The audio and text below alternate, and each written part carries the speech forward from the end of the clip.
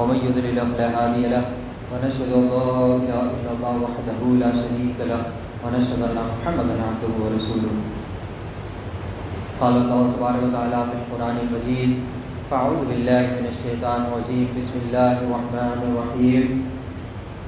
يا أيها الذين آمنوا كتب عليكم الصيام كما كتب على الذين من قبلكم لعلكم تتقون. صدق الله العلي العظيم وصدق رسوله النبي الكريم ونحن على ذلك لمن الشاهدين والشاكرين والحمد لله رب العالمين. آئیے سب سے پہلے عقیدت و محبت و احترام کے ساتھ حضور نبی اکرم نور مجسم صلی اللہ تعالیٰ علیہ وسلم کی بارگاہ میں ہدیہ درود پیش کریں. پڑھی اللہم صلی علی سیدنا مولانا محمد وعلی آل محمد کما تحب وترضى بهم صلی اللہ الصلاۃ والسلام علیک یا رسول اللہ صلی اللہ تعالیٰ علیہ وسلم.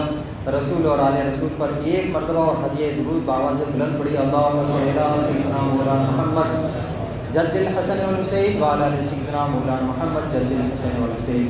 اللہ تبارک و تعالیٰ اپنی مقدس کتاب قرآن مجید فرقان حمید میں ارشاد فرما رہا ہے: یا ایھا الذین آمنوا کتب علیکم الصیام کما کتب علی الذین من قبلکم لعلکم تتقون. یعنی تم پر روزے فرض کیے گئے جیسا کہ تم سے پہلی امتوں پر فرض کیے گئے تھے تاکہ تمہیں پرہیزگاری ملے. حضرات محترم، اس آیت کریمہ میں جو اعلیٰ ترین حکمت ہے، اس کے پیچھے کا جو روزے فرض کی کرنے کے پیچھے جو مقصد ہے، اس کی سب سے پہلی اور سب سے بڑی وجہ یہ بتائی گئی ہے کہ تمہیں پرہیزگاری ملے. لعلکم تتقون، تاکہ تمہیں پرہیزگاری ملے، تم نیک بن جاؤ. یعنی مسلمانوں، تم پر روزے فرض کیے جاتے ہیں کہ تم اس پر کاربند ہو، یعنی پابندی سے روزے رکھتے رہو کہ تمہیں تقویٰ و پرہیزگاری ملے. پتہ چلا کہ رمضان المبارک کا مہینہ جس میں روزے رکھے جاتے ہیں اور ان روزوں کی برکت سے ہمیں تقویٰ نصیب ہوتا ہے. تقویٰ بہت بڑی دولت ہے. حضرت ابو سعید خدری رضی اللہ تعالیٰ عنہ سے روایت ہے کہ رسول اکرم نور مجسم شفیع معظم صلی اللہ تعالیٰ علیہ وسلم نے ایک صحابی رضی اللہ تعالیٰ عنہ کو نصیحت کرتے ہوئے فرمایا: علیک بتقویٰ للہ فإنہ جماع کل خیر. یعنی تم پر تقویٰ لازم ہے کہ بے شک تقویٰ تمام بھلائیوں کا مجموعہ ہے. حجت الاسلام امام محمد بن غزالی رحمۃ اللہ علیہ فرماتے ہیں کہ اے عزیزو، تجھے جاننا چاہیے کہ تقویٰ ایک نایاب خزانہ ہے. اگر تم اس خزانے کو حاصل کرنے میں کامیاب ہو گئے تو تم بہت بڑی کامیابی حاصل کر لو گے. یوں سمجھ لو کہ دنیا و آخرت کی تمام بھلائیاں تقویٰ کے اندر جمع کر دی گئی. کتنی بڑی فضیلت ہے! دنیا و آخرت کی تمام بھلائیاں تقویٰ میں جمع کر دی گئی. اور روزہ وہ عبادت ہے، روزہ وہ اعلیٰ ترین عبادت ہے کہ جس کی برکت سے بندہ دنیا و آخرت کی تمام بھلائیاں پانے کے قابل ہو جاتا ہے. حضرات محترم، صوفیاء کرام کے ہاں ماہ رمضان اور روزے کی جو تفصیلات بیان کی گئی ہے، ان کے مطابق رمضان کو نشاط ثانیہ یعنی نئی زندگی پانے کا مہینہ قرار دیا گیا ہے. شاید آپ کو سن کر حیرانی ہوگی کہ صوفیاء کرام کے مطابق انسان 2 مرتبہ پیدا ہوتا ہے. پہلی ولادت تو وہ جو عام مشہور ہے، جب اس دنیا میں آتے ہیں، اور دوسری ولادت سے مراد دل کی پاکیزگی ہے، یعنی دل کو صاف کرنا. جب بندہ اپنے دل کو گناہوں سے، باطنی بیماریوں سے، حرص سے، لالچ سے، ہوس سے، دنیا کی محبت سے، تکبر سے، خود پسندی سے، ان تمام سے پاک کر لیتا ہے تو اس انسان کو نشاط ثانیہ یعنی دوسری ولادت، دوسری پیدائش کہا گیا ہے. حضرت شیخ ابو بکر شبلی رحمۃ اللہ علیہ، جو کہ 3 صدی ہجری کے بلند رتبہ بزرگ گزرے ہیں، آپ اپنی زندگی کا ایک حیرت انگیز واقعہ اور سبق آموز بیان کرتے ہوئے فرماتے ہیں کہ ایک مرتبہ قافلے کے ساتھ میں ملک شام جا رہا تھا. راستے میں اچانک ڈاکوؤں کی ایک جماعت نے ہمارے قافلے پر حملہ کر دیا اور قافلے والوں کا ساز و سامان لوٹ لیا اور ان تمام سامانوں کو لے جا کر اپنے سردار کے سامنے ڈھیر کیا اور اس کی جانچ پڑتال وغیرہ کرنے لگے. ایک شخص کے سامان کے اندر شکر اور بادام کی تھیلی نکلی. سارے ڈاکو مل کر اس شکر اور بادام کو کھانے لگے، مگر ان کا سردار شکر اور بادام نہیں کھا رہا تھا۔ شیخ ابو بکر شبلی رحمۃ اللہ علیہ فرماتے ہیں مجھے حیرانی ہوئی اور میں نے ڈاکوؤں کے سردار سے پوچھا کہ شکر اور بادام سب لوگ کھا رہے ہیں، تم کیوں نہیں کھاتے؟ تو اس نے میری حیرت میں اضافہ کرتے ہوئے کہا کہ میرا روزہ ہے۔ بڑی حیرانی کی بات تھی، ایک طرف تو حقوق العباد یعنی ہیومن رائٹس یعنی بندوں کے حقوق کو پامال کیے جا رہے ہیں، لوگوں کے خون پسینے کی کمائی لوٹی جا رہی ہے، غریبوں کی آہیں اور بددعائیں لی جا رہی ہے، اور دوسری طرف تقویٰ و پرہیزگاری کا مظاہرہ کرتے ہوئے روزہ بھی رکھا ہوا ہے۔ شیخ ابو بکر شبلی رحمۃ اللہ علیہ فرماتے ہیں میں نے اس سے پوچھا تم لوٹ مار بھی کرتے ہو اور روزہ بھی رکھتے ہو؟ میرے اس سوال پر سردار بولا کہ اللہ پاک سے صلح کے لیے بھی تو کوئی راہ باقی رکھنی چاہیے۔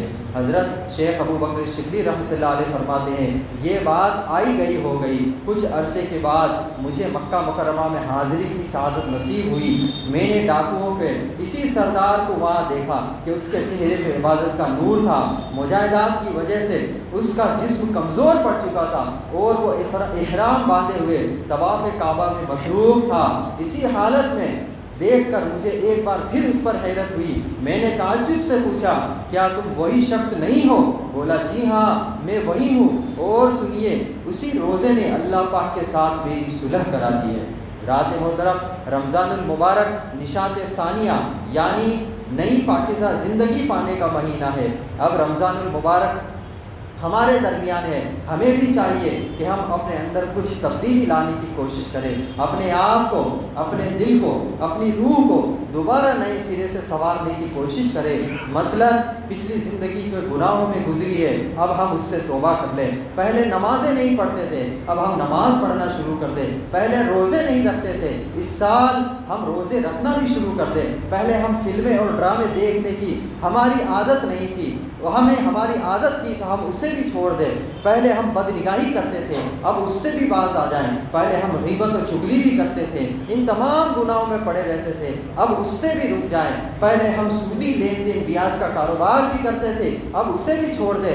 غرض کہ پہلی زندگی جیسی گزری تھی سو گزر رہی تھی، اب رمضان المبارک میں ہم نشاط ثانیہ ایک نئی زندگی اپنانے کا مہینہ ہے، لہذا پچھلی برائیوں والی زندگی کو چھوڑ کر نئی زندگی کی طرف قدم بڑھائیں۔ جیسے نیا سال آنے پر مختلف کمپنیاں اپنے پروڈکٹ کا نیا ماڈل نکالتی ہے، ہمیں بھی 2025 شروع ہوا تو ہم نے بھی موٹر سائیکل، کار، موبائل وغیرہ کمپنیوں نے اپنے اپنے نئے ماڈل لانچ کر دیے ہیں۔ اسی طرح ہماری اپنی ذات کا بھی تو کوئی نیا ورژن ہونا چاہیے۔ رمضان المبارک تشریف لایا، لوگوں کو پتہ چلے کہ یہ بندہ پہلے بے نمازی تھا اب نمازی بن گیا، پہلے جھوٹ بولتا تھا اب سچا اور ایماندار ہو گیا ہے، پہلے گلیوں میں بیٹھتا تھا، چبوتریوں پر اپنی زندگی گزارتا تھا، لوگوں کو ستاتا تھا، اب بندوں کے حقوق کا خیال رکھنے لگا ہے، پہلے کم نہیں کیا کرتا تھا اب زیادہ کرنے لگا ہے۔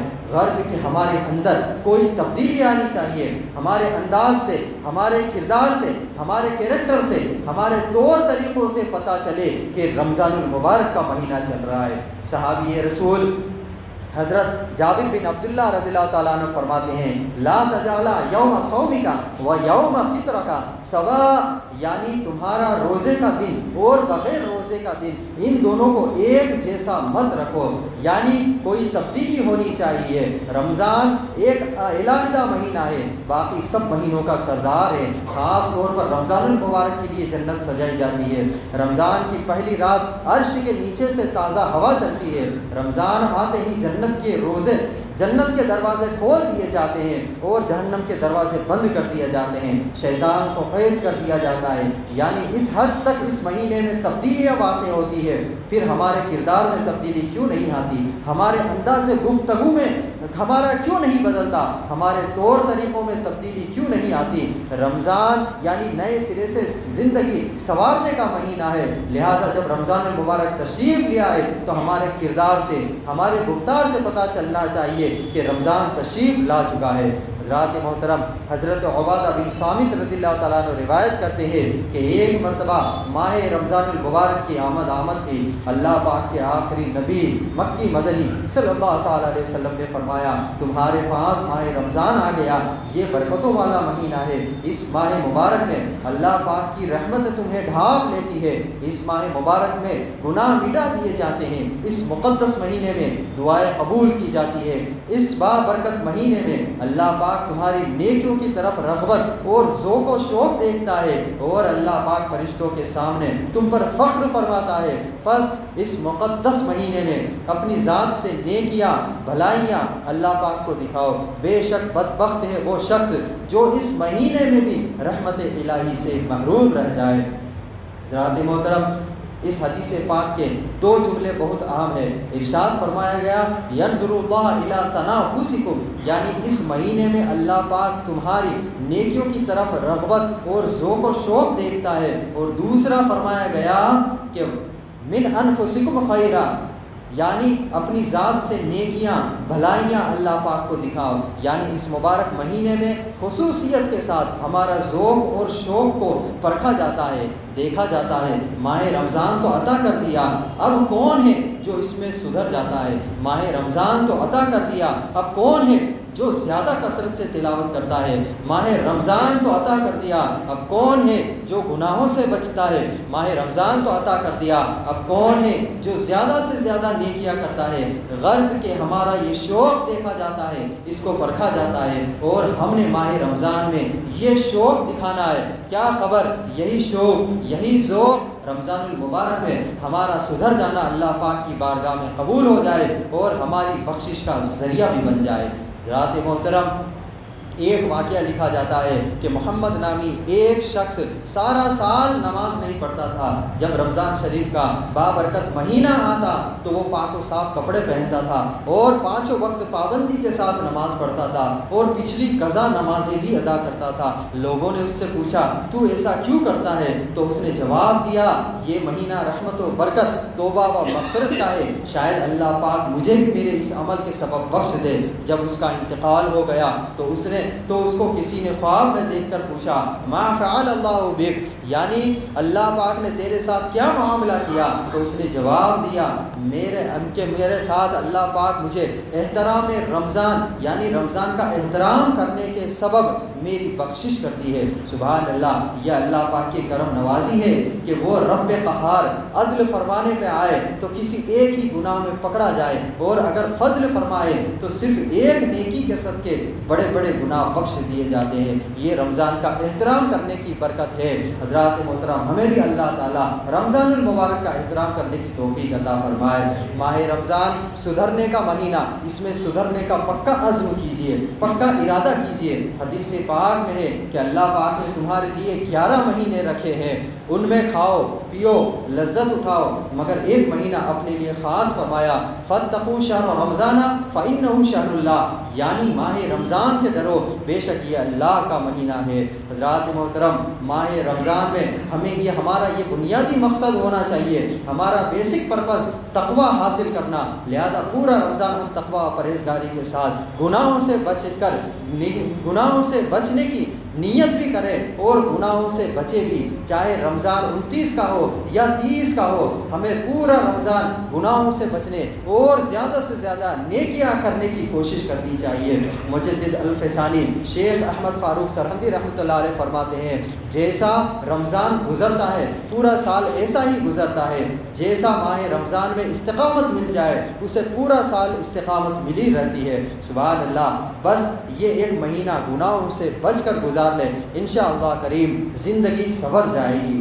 آپ حضرات محترم، اس سال ماہ رمضان میں ہم اپنا ٹارگٹ یہ بنا لیں کہ اس سال پورے رمضان ہم گناہ نہیں کریں گے۔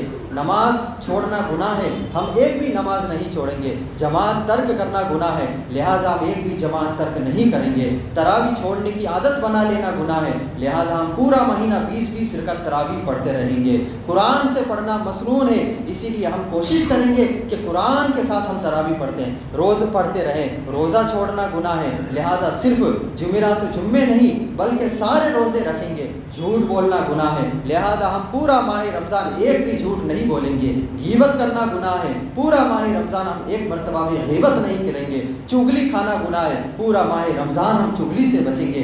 بد نگاہی کرنا گناہ ہے, پورا ماہ رمضان ہم بد نگاہی سے بچتے رہیں گے. فیس بک چلانا, سوشل میڈیا چلانے میں ہمیں احتیاط رکھنے کی ضرورت ہے, لہٰذا ہم اس پر بھی احتیاطی برتتے نظر آئیں گے. کانوں کو گناہوں سے بچانا ہے تو ہم اس کو بھی بچاتے ہوئے نظر آئیں گے. ہاتھوں کو بھی گناہوں سے بچانے کی کوشش کریں گے. غرض کے پورے جسم کو گناہ سے بچاتے ہوئے رمضان المبارک کو ہم گزارنے کی کوشش کرتے رہیں گے. پیارے نبی رسول ہاشمی صلی اللہ تعالی علیہ وسلم نے فرمایا, رمضان میں گناہ کا کام جو کرتا ہے اللہ پاک اس کے سال بھر کے اعمال کو ضائع فرما دیتا ہے, ختم کر دیتا ہے. بے شک رمضان کا پاک مہینہ ہے, لہذا اس میں گناہ کرنے سے بچتے رہو. ایک حدیث شریف میں ارشاد ہوا ہے کہ رمضان المبارک کی بے حرمتی سے بچو, بے شک اس میں نیکی کی اہمیت بڑھا دی جاتی ہے, ایسے ہی گناہ کا وبال بھی بڑھا دیا جاتا ہے. یعنی آپ کو نیکی زیادہ مل رہی ہے, نیکی کی اہمیت کو بتایا گیا ہے, تو گناہوں کے بارے میں بھی بتایا گیا ہے کہ گناہوں کا کیا وبال ہو سکتا ہے. گناہوں سے بچنا بہت ضروری ہے اور بہت ہی اعلیٰ کام ہے. علماء فرماتے ہیں کہ نیکی کرنے کی نسبت گناہوں سے بچنا زیادہ ضروری ہے. قرآن اور حدیث میں گناہوں سے بچنے کے بہت ساری دینی و دنیاوی فائدے بیان ہوئے ہیں. مثلا جو بندہ گناہ سے بچ جائے اسے دل کا سکون عطا کر دیا جاتا ہے. جو بندہ گناہوں سے بچ جاتا ہے اللہ پاک اس کی غیب سے مدد فرماتا ہے. جو بندہ گناہوں سے بچ جاتا ہے اس کے رزق میں برکت کر دی جاتی ہے. جو گناہوں سے بچ جاتا ہے اسے پریشانیوں سے نجات دی جاتی ہے. جو بندہ گناہوں سے بچ جاتا ہے اسے وہ دنیا و آخرت کی بھلائیاں عطا کی جاتی ہے.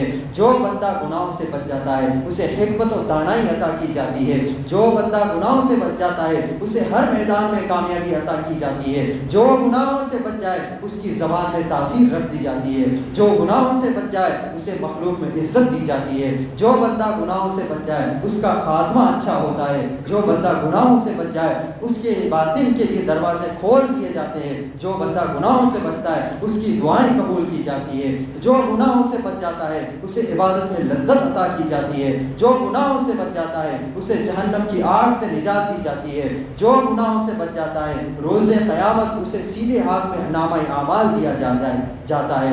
جو گناہوں سے بچ جاتا ہے روز قیامت اس کا حساب آسانی سے لیا جاتا ہے. اور جو بندہ گناہوں سے بچ جاتا ہے اسے جنت کے عالی شان محلات عطا کیے جاتے ہیں.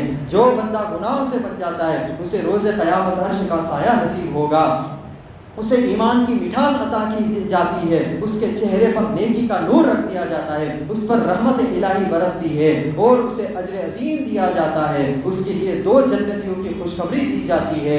اور سب سے بڑھ کر اسے رسول ذیشان محبوب رحمان صلی اللہ تعالیٰ علیہ وسلم اپنا پیارا دوست بنا لیتے ہیں. اور اس سے بھی بڑھ کر یہ کہ جو بندہ گناہوں سے بچ جاتا ہے اسے اللہ پاک اپنا قرب کی لذت, اپنی رضا اور اپنی محبت کی لازوال دولت عطا فرماتا ہے. حضرات محترم, یہ تو گناہوں سے بچنے کے انعامات تھے. اب جو بندہ گناہ کرتا ہے اس کو کیا نقصانات ہو سکتے ہیں وہ بھی سنیے کہ علماء فرماتے ہیں کہ گناہوں کے سبب رزق میں کمی آ جاتی ہے, دل اور بدن کمزور ہو جاتا ہے, عمر گھٹتی ہے, برکت اٹھ جاتی ہے. گناہوں کے سبب قوت ارادی کمزور ہو جاتی ہے. گناہ ذلت کا سبب ہے. گناہ ہلاکت کی طرف لے جاتا ہے. گناہ کے سبب عقل کو نقصان ہوتا ہے, نور عقل بجھ جاتا ہے, یعنی عقل کی روشنی ختم ہو جاتی ہے. گناہوں کے سبب زمین میں فساد برپا ہوتا ہے, حیا مٹتی ہے اور بے حیائی بڑھتی جاتی ہے. گناہوں کے سبب نعمت جاتی ہے اور زحمت آتی ہے. مسلمانوں کے دوسرے خلیفہ امیر المومنین حضرت عمر فاروق رضی اللہ تعالیٰ عنہ فرماتے ہیں کہ گناہ اگرچہ ایک ہی ہو اپنے ساتھ 10 برائیاں لے کر آتا ہے. گناہ کرنے والا اللہ پاک کو غضب میں ڈالتا ہے. دوسرا گناہ کرنے والا ابلیس یعنی شیطان کو خوش کرتا ہے. تیسرا گناہ کرنے والا جنت سے دور ہو جاتا ہے. چوتھا گناہ کرنے والا جہنم کے قریب ہو جاتا ہے. پانچواں گناہ کرنے والا خود اپنے آپ پر ظلم کرتا ہے. چھٹا گناہ کرنے والا اپنے باطن کو ناپاک کر لیتا ہے. ساتواں گناہ کرنے والا اعمال لکھنے والے فرشتوں کو تکلیف دیتا ہے. آٹھواں گناہ کرنے والا پیارے آقا صلی اللہ علیہ وسلم کو غمگین کرتا ہے. نواں گناہ کرنے والا زمین و آسمان کو اپنے خلاف گواہ بنا لیتا ہے. اور 10واں گناہ کرنے والا انسانوں سے خیانت اور رب العالمین کی نافرمانی کرتا ہے. تو ہم اس مبارک مہینے میں اپنے سچے دل سے توبہ و استغفار کر لیں اور ہم آج یہ پکا ارادہ کر لیں کہ آج کے بعد ہم گناہوں سے بچتے ہوئے نظر آئیں گے، ہم نیکیاں کرتے ہوئے نظر آئیں گے۔ کمانے کے لیے تو ہمارے پاس 11 مہینے ہیں، کیوں نہ ہم اس رمضان المبارک میں کمائیں کم، ہم کمانے میں جتنا زیادہ وقت دیتے ہیں اسے کم کر کے اپنی عبادتوں میں ڈال لیں۔ یہ نہیں ہے کہ ہم تراویح کے وقت بھی دکان کھولے رہیں، یہ نہیں ہے کہ اوپر نماز چل رہی ہو اور ہم اپنی دکانوں میں بیٹھے رہیں، یہ نہیں ہے کہ نماز کے وقت ہم بازاروں میں بیٹھے رہیں اور یہ کہتے ہیں کہ بعد میں ہم قضا پڑھ لیں گے۔ یہ نماز جان بوجھ کر قضا کرنا بھی گناہ ہے۔ جو حضرات صرف جمعہ میں نظر آتے ہیں یا صرف جو رمضان کے جمعہ میں نظر آتے ہیں، وہ آج اپنے دل میں یہ ارادہ کر لے کہ ہم صرف رمضان کے جمعہ نہیں بلکہ ہم عام دنوں کے جمعہ میں بھی نظر آئیں گے اور کم سے کم ہم ایک وقت مسجد میں ضرور داخل ہوں گے۔ آج سب اپنے دل میں ایک ایک نیکی کرنے کا ارادہ کر لے اور ایک ایک گناہ کرنے کا ارادہ کر لے۔ بس رمضان کا مقصد یہی ہے کہ تم متقی و پرہیزگار بن جاؤ۔ یا ایھا الذین آمنوا کتب علیکم الصیام کما کتب علی الذین من قبلکم لعلکم تتقون۔ استغفر اللہ ربی